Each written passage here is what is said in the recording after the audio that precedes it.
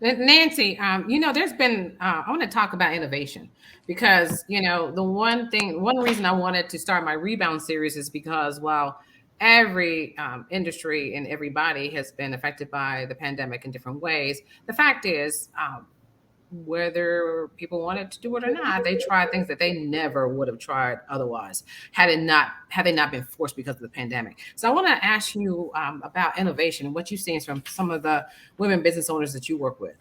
Mhm.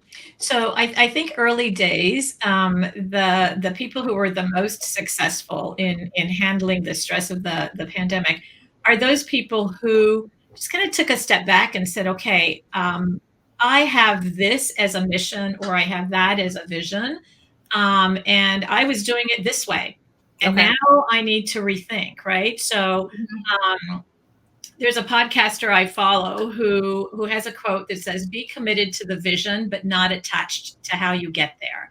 And a Mm-hmm. lot of people think that commitment and attachment are the same, two sides of the same coin, but they're actually quite different, right? So I'll share a couple of stories, success stories from the women that are certified with us. One in particular was an event planner, and Mm-hmm. her business model was planning local and national events here in the US, here in Florida, and they were in person events. She had a rather large staff of people who did everything from the pre planning to actually being at the event to the post event um, activities.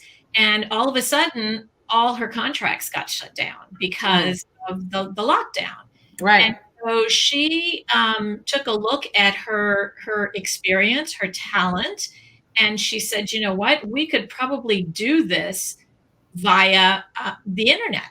Right. And so she was one of the very first early adapters to the Zoom and other platforms, and turning the clients that she had who had ended the in-person contracts to say, we can put on an event for you um, virtually.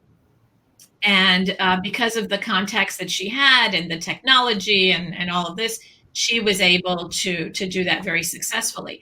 And one thing that she got to do that had not been part of her vision was to establish her business globally, because now she wasn't constrained by travel.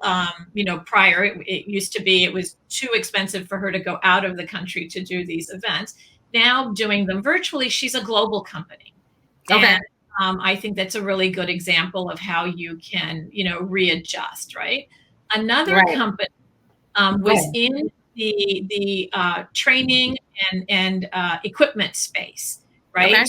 So she was, designing gyms in large corporations, and maintaining the equipment, and providing trainers. Well, when everybody started going home, what could she do? She decided also to embrace technology, right, and to do virtual training, and Okay. they up with all kinds of programs where they were giving incentives to people stuck at home to do some exercise via the internet, right? Via Zoom. Okay. And her business also went global from Hmm. this opportunity of the no boundaries that the technology offers.